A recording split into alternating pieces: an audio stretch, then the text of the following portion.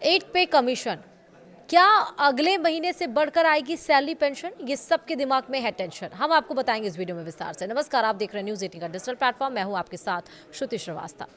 केंद्रीय कर्मचारियों और पेंशन भोगियों के गलियारों में इन दिनों बस एक ही चर्चा सबसे ज्यादा गर्म है, 8वां वेतन आयोग यानी कि 8th पे कमीशन।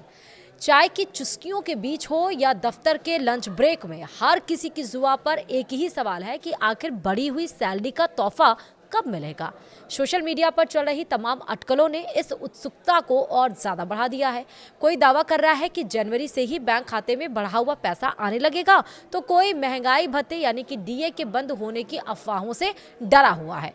इन तमाम कयासों और सोशल मीडिया के शोर शराबे के बीच एक आम कर्मचारी के लिए सच और झूठ का फर्क करना मुश्किल हो गया है।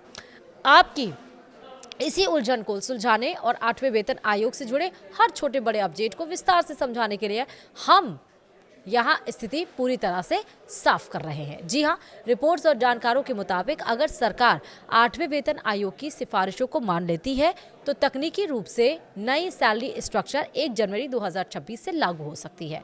लेकिन यहाँ एक पेंच है जिसे समझना जरूरी है। लागू होने का मतलब यह नहीं है कि उसी तारीख को पैसा आपके खाते में आ जाएगा।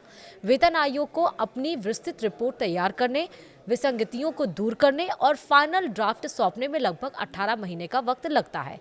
इस रिपोर्ट के आने के बाद सरकार उसे कैबिनेट से मंजूरी देती है। इसका सीधा मतलब है कि कर्मचारियों को थोड़ा धैर्य रखना होगा।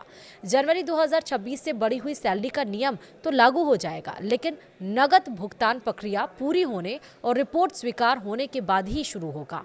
हालांकि अच्छी बात यह है कि इस देरी के बदले में आपको एरियर के रूप में एक मुश्त मोटी रकम मिलेगी। सोशल मीडिया पर एक डर फैलाया जा रहा है कि नया वेतन आयोग आते ही महंगाई भत्ता और मकान किराया भत्ता बंद हो जाएगा या फिर डीए को बेसिक सैलरी में मर्ज कर दिया जाएगा। सरकार ने इन चर्चाओं पर पूर्ण विराम लगा दिया है। सरकारी रुख से यह स्पष्ट है कि भत्तों को बंद करने का कोई प्रस्ताव नहीं है और ना ही ऐसी कोई योजना है। वहीं महंगाई भत्ता यानी कि डीए और पेंशनरों के लिए महंगाई राहत यानी कि डीआर की व्यवस्था पहले की तरह ही जारी रहेगी। इसमें किसी भी तरह की कटौती या बदलाव की आशंका बेबुनियाद है। ये भत्ते अखिल भारतीय उपभोक्ता मूल्य सूचकांक यानी कि AICPI IW के आधार पर हर 6 महीने में रिवाइज होते रहेंगे। यानी जैसे जैसे महंगाई बढ़ेगी, आपकी सैलरी और पेंशन में राहत का घटक भी उसी अनुपात में बढ़ता रहेगा। अब बात करते हैं उस मुद्दे की जो सबसे ज्यादा सुकून देने वाला है। आखिर सैलरी बढ़ेगी कितनी? वेतन आयोग की सिफारिशों में फिटमेंट फैक्टर सबसे अहम भूमिका निभाता है। 7वें वेतन आयोग के दौरान यह फैक्टर 2.57 रखा गया था, जिसके आधार पर बेसिक सैलरी तय हुई थी। यानी कि 2,57,000 रखा गया था, जिसके आधार पर बेसिक सैलरी तय हुई थी। अब जो खबरें आ रही हैं उनके मुताबिक 8वें वेतन आयोग में फिटमेंट फैक्टर को बढ़ाकर 2,86,000 या उससे ज्यादा किया जा सकता है। अगर यह अनुमान सही साबित होता है तो कर्मचारियों की बेसिक सैलरी में जबरदस्त उछाल देखने को मिलेगा। पुराने ट्रेंड्स और मौजूदा आर्थिक हालातों को देखते हुए यह माना जा रहा है कि देश के लगभग 50 लाख केंद्रीय कर्मचारियों और 65 लाख पेंशनरों की आय में 30% से 34% तक की बढ़ोतरी हो सकती है।